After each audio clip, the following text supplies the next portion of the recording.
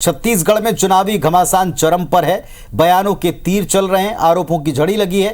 कांग्रेस और बीजेपी दोनों पक्ष अपने अपने बड़े और पॉपुलर चेहरों को पब्लिक के बीच ला रहे हैं। और इसी सिलसिले में कांग्रेस ने राहुल गांधी को छत्तीसगढ़ के चुनावी समर में उतार दिया है। आज राहुल गांधी ने छत्तीसगढ़ की 2 जगहों पर जनसभा को संबोधित किया और उनके निशाने पर रहे प्रधानमंत्री मोदी और बीजेपी।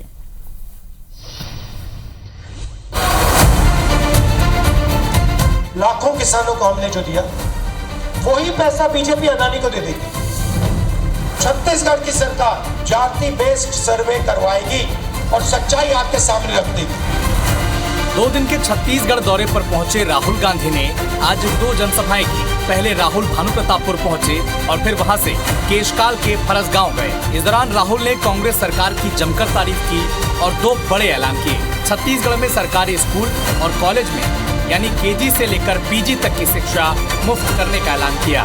इसके अलावा राहुल ने कहा कि हमने 2 घंटे में 10,000 करोड़ का कर्ज माफ किया है, बिजली बिल हाफ किया, आदिवासियों को उनकी जमीनें वापस दिलाई।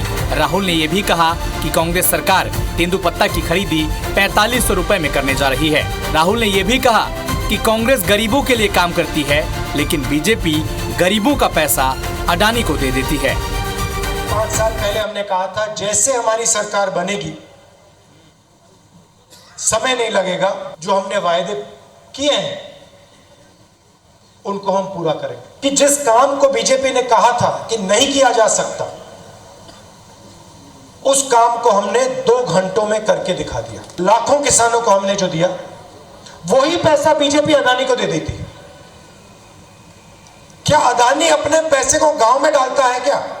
अदानी आपका पैसा उठा के विदेश में, लंदन में, अमेरिका में अपना पैसा खर्च करता है। दिल्ली में सरकार आएगी, जैसे हमने यहां कहा था 2 घंटे में काम शुरू हो जाएगा।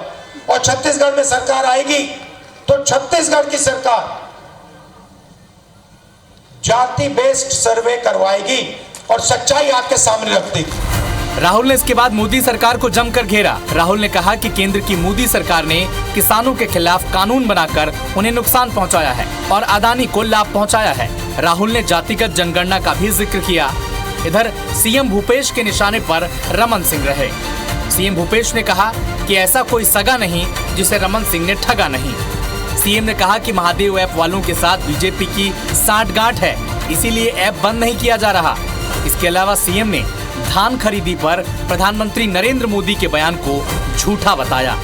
कमीशन खोर के सरगना खुद रमन सिंह ओकर नामांकन में आया।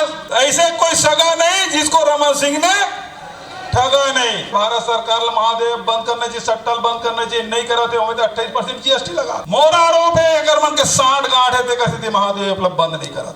कई पार्टियों की सरकार के साथ काम करने का मौका, उनके काम को देखने का मौका मिला, लेकिन जितना काम इन 5 सालों में हुआ इतना मैंने किसी पूर्व की सरकार को करते हुए नहीं देखा। और उस आधार पर विश्वास आपने किया था, आज भरोसा आपका मांगने के लिए आए हैं। छत्तीसगढ़ में कांग्रेस पार्टी ने अब तक कुल 4 प्रमुख घोषणाएं की है। कांग्रेस का वादा है कि सरकार बनने के बाद जातिगत जनगणना कराई जाएगी। एमएसपी पर इस बार 20 क्विंटल धान प्रति एकड़ की दर से खरीदा जाएगा। 17.5 लाख लोगों को आवास दिए जाएंगे और इसके अलावा 2018 की तर्ज पर किसानों का कर्ज माफ किया जाएगा। यानी छत्तीसगढ़ में चुनाव प्रचार अपने चरम पर है और इसी सिलसिले में कांग्रेस अपने सबसे बड़े नेताओं के साथ मैदान में उतर चुकी है। और आज मुफ्त शिक्षा का कार्ड खेलकर कांग्रेस किसानों और युवाओं को साधने की कोशिश में जुटी है। हालांकि ये कोशिश कितनी रंग लाती है, ये 3 दिसंबर को नतीजों के साथ साफ हो जाएगा। Election desk, IBC 24। तो यूं तो चुनाव में कई बार कई बड़े वायदे होते हैं और कई बार ऐसे वायदे गेम चेंजर भी साबित होते हैं।